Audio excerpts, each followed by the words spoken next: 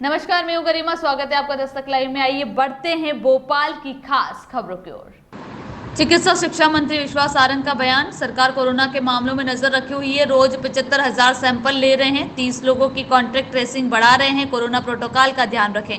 एक बार फिर वैक्सीन का महाअभियान चलेगा। अटल बिहारी वाजपेयी ने देश की राजनीति को नया आयाम दिया है। अपनी कार्यशैली से दुनिया में भारत का नाम ऊंचा उठाया है। परमाणु के साथ देश की शक्ति बढ़ाई है। देश का मान सम्मान को बढ़ाया है। उनको आज सभी श्रद्धांजलि दे रहे हैं। बीजेपी की जन आशीर्वाद यात्रा पर कांग्रेस के सवाल उठाने पर कहा, कांग्रेस को ऐसे कार्यक्रम में सकारात्मक कुछ नहीं दिखेगा, वो नकारात्मक देखते हैं। कांग्रेस के नेता ऐशो आराम के लिए नेता बनते हैं।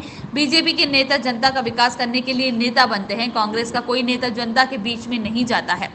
तीसरी लहर की तैयारियां चल रही है, कोई कमी नहीं है। आरिफ मसूद मीडिया में बने रहने के लिए मौन कर रहे हैं, फोटो छप जाने की राजनीति कर रहे हैं और उन्हें देश के मान सम्मान से कुछ लेना देना नहीं है। जबलपुर डीन के इस्तीफे पर कहा कि हमने पहले ही कहा था कि जो गड़बड़ी करेगा उसको बख्शा नहीं जाएगा। भोपाल से रिपोर्टर सलमान अली की रिपोर्ट। भारतीय जनता पार्टी हर समय चुनाव की तैयारी में रहती है। चुनाव की तैयारी का मतलब है जनता के बीच जाना, जनता की समस्याओं का निदान करना। और हमारी सरकार, हमारे नेता और हमारा संगठन लगातार जनता के बीच रहकर ही काम करता है। इसलिए कोई उपचुनाव के लिए हमें अलग से तैयारी करना ऐसा नहीं है, पर निश्चित रूप से उपचुनाव है तो हमें पूरी रणनीति पर विचार करना है, समीक्षा करनी है। इसलिए हर स्तर पर हमारे नेता उपचुनाव की पूरी तैयारी कर रहे हैं और हम ये सुनिश्चित कर रहे हैं कि उपचुनाव में भारतीय जनता पार्टी जीतेगी, क्योंकि जनता ने पूरी तरह से मन बनाया है कि अब मध्य प्रदेश में केवल भारतीय जनता पार्टी ही रहेगी।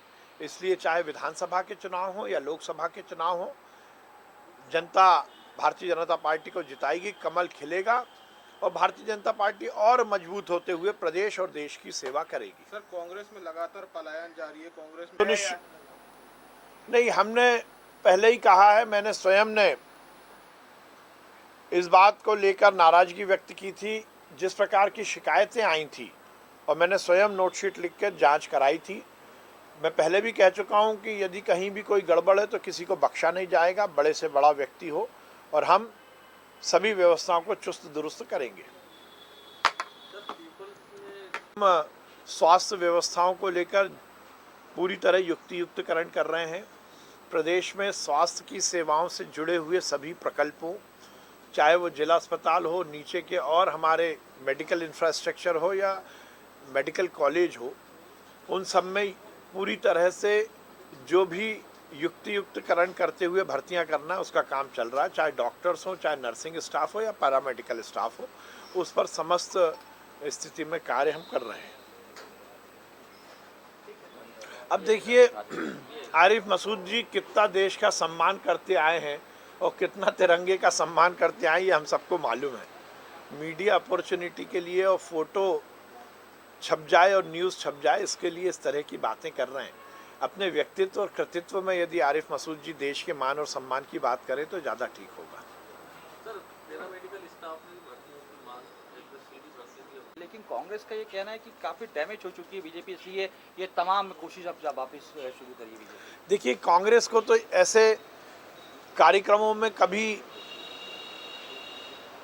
भी सार्थकता नहीं दिखेगी, क्योंकि वो तो नकारात्मकता की बात करते हैं। उनके नेता मंत्री बनने के बाद एसी कमरों में बैठते हैं, हमारे नेता मंत्री बनने के बाद जनता का आशीर्वाद लेने जाते हैं। ये अंतर है। ये सही मायने में जो बेसिक भारतीय जनता पार्टी का विचार और कांग्रेस के विचार का जो अंतर है वो इस कार्यक्रम के माध्यम से परिलक्षित होता है। कांग्रेस के नेता ऐशो आराम के लिए राजनीति करते हैं, हमारे नेता मंत्री बनने के बाद जनता के बीच जाकर जनता के सरकार के कार्यक्रम बता के जनता को उससे जोड़ने का काम करते हैं। कांग्रेस के नेता मंत्री बनने के बाद केवल हवाई जहाज़ों में घूमते हैं, हमारे नेता सड़क पर जाकर जनता के घर घर जाकर जनता का आशीर्वाद लेकर उन्हें विकास और कल्याण की राजनीति से जोड़ने का काम करते हैं। तब कांग्रेस ऐसे कार्यक्रमों की तारीफ क्यों करेगी? क्योंकि ये तो कांग्रेस के मूल जो पद्धति है उसके खिलाफ है। नेहरू परिवार हो या कांग्रेस का कोई और नेता हो, आप बताइए कौन जनता के बीच गया? मुख्यमंत्री और प्रधानमंत्री और केंद्रीय मंत्री बनने के बाद कांग्रेस के नेताओं ने केवल ऐशो आराम किया, अपने बंगलों में रहकर, एसी कमरों में बैठकर जनता के पैसे से ऐश करना, ये कांग्रेस की आदत है।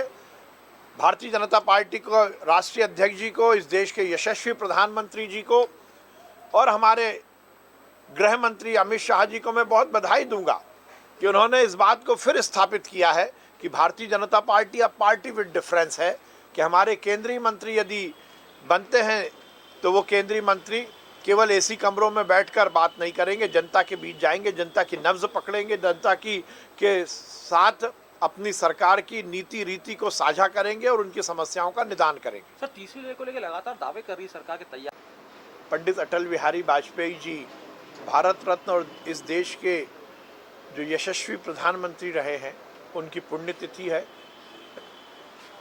निश्चित रूप से अटल बिहारी वाजपेयी जी ने देश की राजनीति को एक नया स्थान दिया, एक नई ऊंचाइयों तक इस देश की राजनीति को पहुंचाने का काम किया।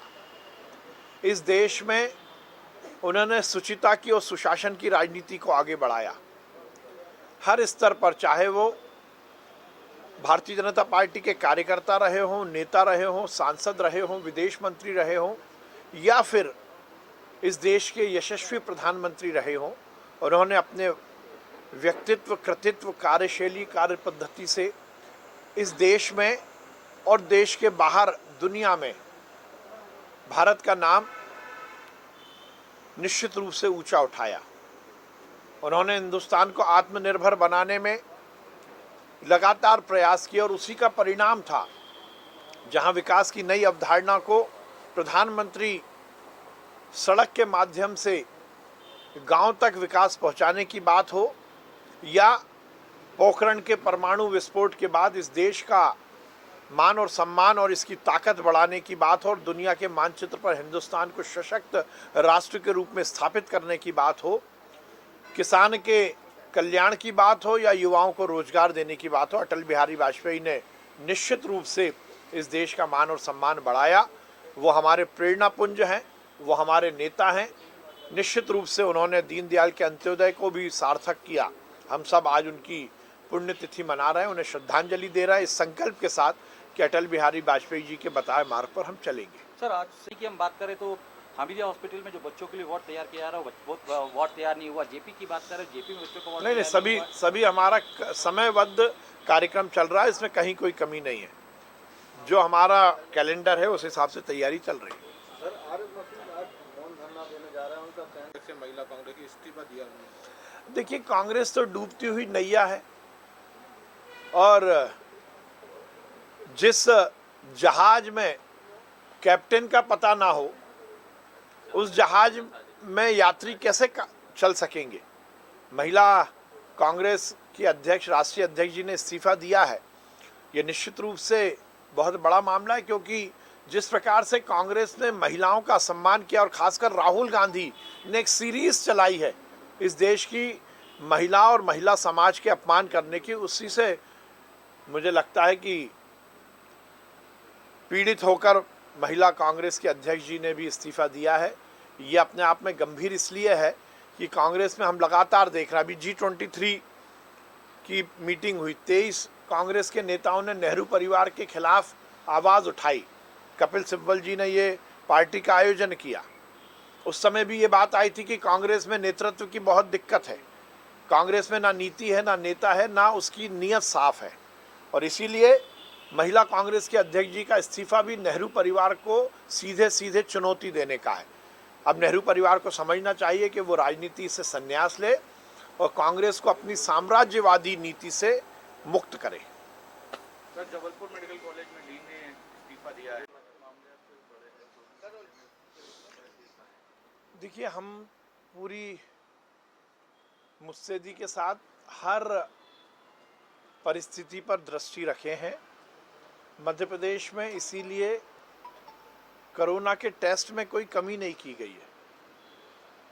मैं पहले भी बता चुका हूं कि लगभग 70,000 से 75,000 टेस्ट हम लगभग रोज कर रहे हैं और ये सुनिश्चित कर रहे हैं कि कोरोना के जो भी पॉजिटिव केस हैं उनको जल्द से जल्द आइडेंटिफाई किया जाए। और उसके साथ ही हम कांटेक्ट ट्रेसिंग भी अब लगातार बढ़ाते जा रहे हैं। लगभग 30 लोगों की, एक पॉजिटिव से जुड़े हुए 30 लोगों की हम कांटेक्ट ट्रेसिंग कर रहे हैं। और इन सब के पीछे का मंतव्य यही है कि हम ये सुनिश्चित करें कि संक्रमण ना फैले। इसीलिए लगातार इस बात के भी प्रयास और आग्रह किया जा रहा है कि हम सब कोरोना प्रोटोकॉल का ध्यान रखें। वैक्सीनेशन, जो कि कोरोना संक्रमण को रोकने का सबसे धारदार हथियार है, वो भी बहुत तेज़ी से चल रहा है। और हम इस महीने के आखिरी सप्ताह में 2 दिन का वैक्सीनेशन का महाअभियान फिर से करने वाले हैं। और ये सुनिश्चित करना हम सबकी जिम्मेदारी है कि तीसरी वेव ना आए। सर, अटल जी की पुण्यतिथि है।